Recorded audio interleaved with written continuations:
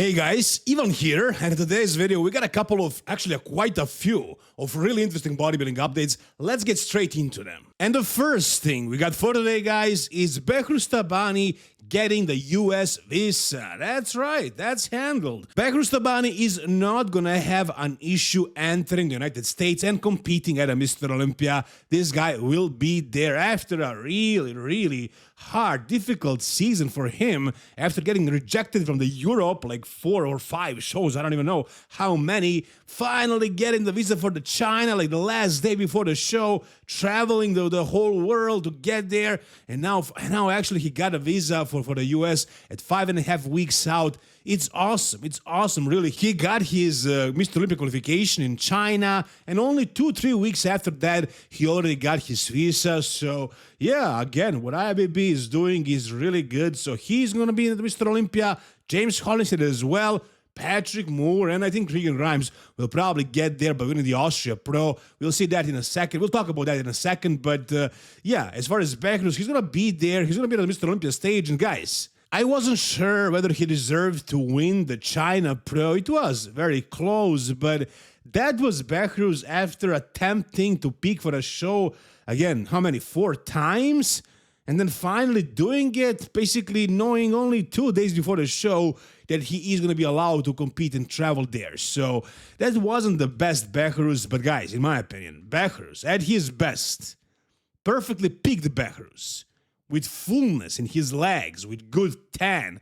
And the thing is, he also has troubles with the Pro 10. I talked to Milos about this, and he told me he has basically the same allergy that Regan has. So because of that, it's going to be difficult to put the right tan on, but with Milos there, I think they're going to probably figure it out. So with a good tan on, with perfect peak, with also a lot of fullness, especially in the legs, in my opinion, this guy right here can be, I mean, I don't know. I can definitely see him fighting for 7th. Do I see him beating Krijo or Tonio Burton? Oof, I don't know, probably not.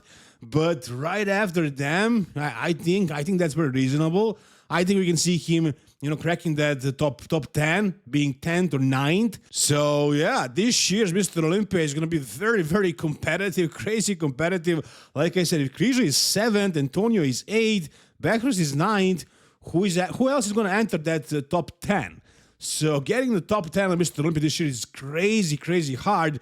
But this is what Behrouz looks like right now, a couple of weeks after his first show, the only show of the year. And people are speculating that he might have done something to his arms. Sean Ray was very vocal about this. Do I see any Sintel here? To be honest, guys, no, I do not really. And it's not, I'm not saying this because his coach Milos. If I thought he had SEO in his arms, I would say it, man. I don't care. I mean, Milos can be angry at me and call me out and say whatever he wants. I'm gonna speak the truth. So as far as Behrouz, I also talked to Milos about this, and he swears that there is nothing there. And I don't see it, really. I mean, I heard Sean Ray talk about this, and some people in the comment section as well, but I don't see it. I mean, his arms are huge for sure. But do I see any odd shape to them? No, and I don't think he grew them like 2 inches in 1 year. So I don't think there's anything wrong about his arms to be suspicious about. But as far as his physique, once again, it's amazing. It's definitely amazing. If he had better legs, if his legs were, I don't know, let's say 2 inches bigger, then he would probably be, I don't know, top 5 at Mr. Olympia. But the way they are, he's still very competitive. Again, when he is spot on, he's extremely dangerous. Maybe I can even see him defeating Krijo and Antonio. I mean, it's difficult. It's probably going to happen. Those guys have also great legs. But with his sharpness, with his peak being absolutely perfect, with his waist being so tiny, with his crazy proportions, I mean, we'll see. If these guys are a little bit off, anything is possible. What do you guys think? Where do you have Behrouz Tabani placing at a Mr. Olympia? All right, so like I said, we'll talk about Regan right now. So he made a statement, basically. It's a post, really, that he made, and he says a couple of interesting things. So, for example, the first thing he says, I truly felt like I brought my best look to Texas. Unfortunately, I didn't get the win or punch my ticket to the Mr. Olympia, but that's bodybuilding. So this first paragraph here, I agree with completely. I think he brought his absolute best, his all-time best to this show. It wasn't enough to win it, oddly, but was it his best? In my opinion, it absolutely was. I agree with that. The second thing he says is, bodybuilding is my life. From the moment I wake up until I go to bed, I live and I breathe it. So when you pour absolutely everything into something and don't get the outcome you worked for, it sucks. Bodybuilding is my life. From the moment I wake up until I go to bed, I live and breathe it. When you pour everything into bodybuilding, do you guys see this? Do you agree with this? Do you buy it? Personally, I don't think so. I do not. I don't think he's that into bodybuilding. I don't know. I mean, the guy is one of the best, probably one of the 10 or 12 best bodybuilders in the world right now, even though he's not qualified yet. If he was, I mean, Nick Walker wasn't qualified for the Mr. Olympia before winning the Tampa. That didn't mean that he wasn't a top 20 bodybuilder. He just wasn't qualified for this year. And Regan isn't qualified, but in my opinion, he's one of the top, probably 15 best guys in the world. So can you really be a top 15 guy in the world if you're not really trying your hardest? I mean, I think it's possible. I think Regan is not really doing his best. I think he could try harder. I think he could make more progress in the off-season. From what I heard, he doesn't train super heavy. He's focused a lot on content, on business, on, living the life. He has a family, he travels, so no, he's not exactly the most devoted bodybuilder out there, but still, being at this level definitely requires a really high level of commitment. The next thing he says is, now it's time to make the next plan. Keep showing up and never give up. What does that mean? He didn't say anything specifically. He didn't say he's going to Europe to compete at the Austrian Oak Pro Show, but I think it's a pretty safe guess. I think he's probably going to go there and compete and punch his Mr. Olympia ticket. It's still not sure whether he's going to win it. Damien Kuffel is coming, who is an absolute beast. It would be really a shame if he traveled all the way there and lost the show. But he traveled so many times before to so many parts of the world. Sometimes he won, sometimes he didn't. But I don't think he has an issue with traveling. So we'll probably see him there. I hope we will. We'll see about that. Now, the next guy I wanted to talk about is also the guy who competed at the Texas Pro. And actually, it's the winner, Patrick Moore. So it's just an interesting fact I wanted to point out, and that's that Patrick Moore prepped for all these 9 shows and won this one show without a sponsor and also without a coach. Just imagine that. And how is he able to afford doing bodybuilding at this level without a sponsor? Well, by working a job. He works like a personal trainer. So this is very, very interesting. I don't know if it's something to admire, because if you are a bodybuilder, you should find a way to monetize bodybuilding, especially if you're a top-level pro. You should be able to handle that. But, I'm sure he's charging a lot for his personal training, and he's probably earning a lot of money. But still, man, it's definitely admirable how devoted he is, and the fact that he's working and competing like every weekend and improving and bringing a really good look by self-coaching. That's very interesting. And he changed a lot of coaches, and he probably realized he knows his body the best by now because he tried so many different techniques. So, yeah, he's nailing it. He nailed it for Texas, and he won. And I have a feeling he'll probably nail it for the Mr. Olympia as well, because I'm hoping he finally realized that the only way for him to be at his best is by being shredded.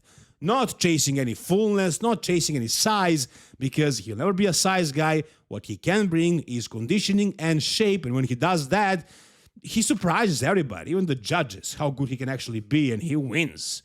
So there you go, guys. Whatever you think, tell me down below. The next thing we got, the next bodybuilder we got is another classic bodybuilder, or a former classic bodybuilder, really, and that's Breon Ansley, who is competing this weekend in a 212 show. That's right. He's finally doing a 212 show, and based on him, his weight is about 208, 209, so close to the weight cap. And this is what he looks like right now. Did he put a ton of size since leaving the Classic? No, absolutely not. He looks exactly the same, arguably, potentially even smaller. I mean, from the back, his glutes aren't really in great shape. His back is shredded. But I mean, it's probably just the lighting here. Maybe he didn't flex the glutes properly. Pretty sure he's shredded overall if his back is this hard.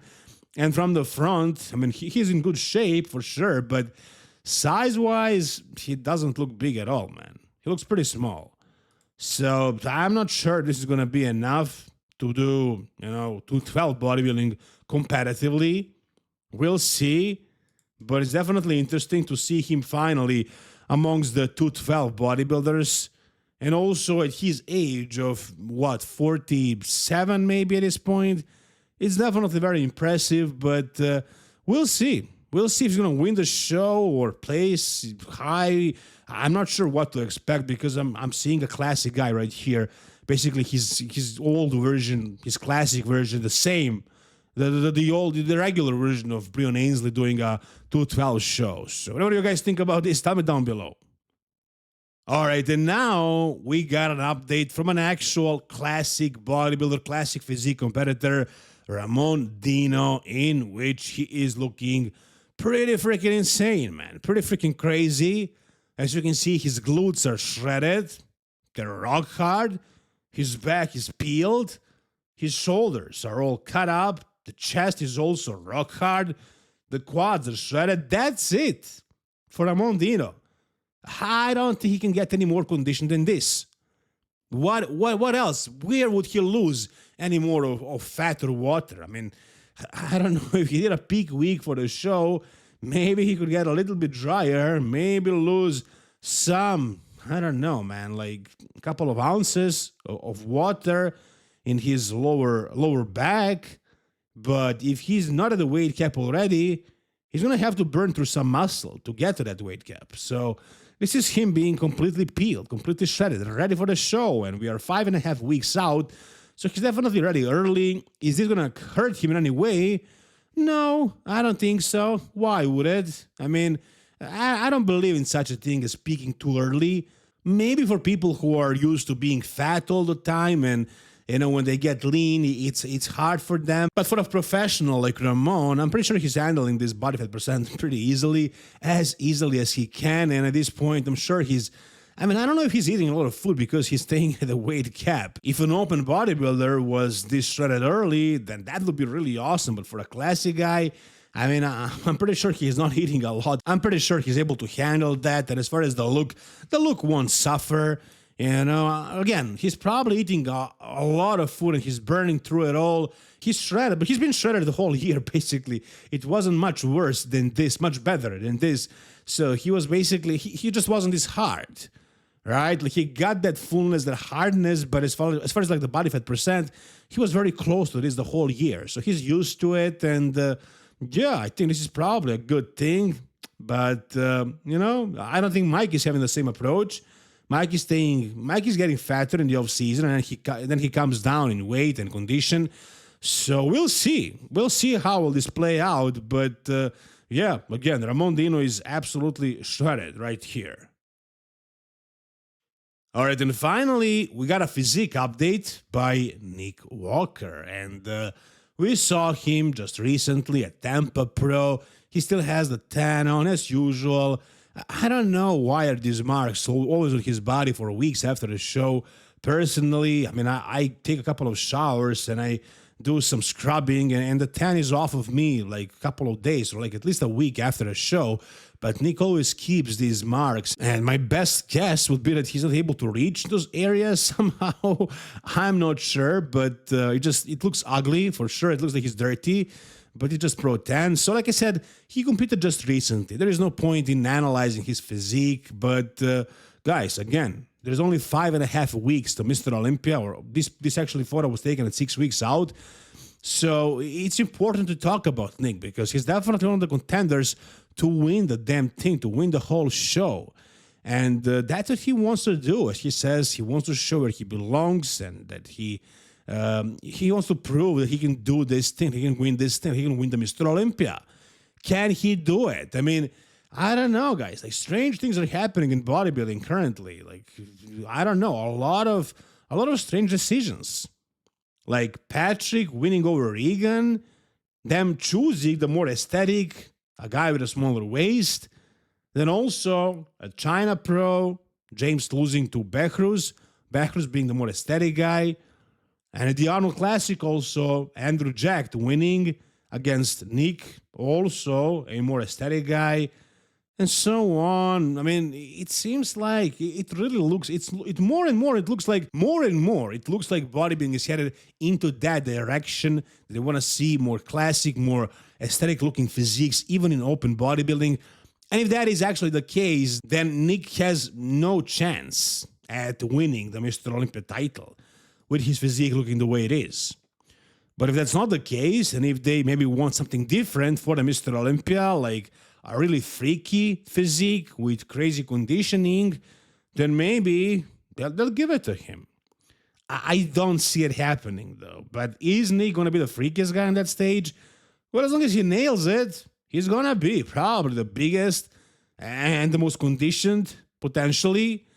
But to win, he needs to have better polish, man. He needs to have a better waistline. Like, if Derek is on, if Derek has glutes that are in and he's good enough from the front, full and hard, and he stands next to Nick, and Nick shows us that terrible midsection of his.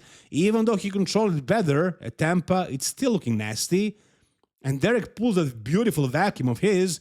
How can Nick beat him? Same thing with Hardy. Hardy also has a phenomenal vacuum. Let's not even talk about Andrew Jack, or even Samson Dauda. I mean, it's going to be a challenge for Nick to defeat a really good Martin Fitzwater. So, even though I'm a huge fan of Nick Walker, in order for him to win the Mr. Olympia, a lot of guys need to be off. If they are all on, I can probably see him placing 6th. As crazy as that sounds, this physique can actually place as low as 6th. I mean, we'll see. The chance of everybody else being on is not very high, and I'm pretty sure Nick is going to be on, so we're probably looking at like top 3, top 4. But we'll see. You guys tell me down below whatever you think. And that is going to do it for this video, guys. If you enjoyed it, give it a thumbs up, subscribe to the channel for more content like this. See you soon, guys. All the best, and bye-bye.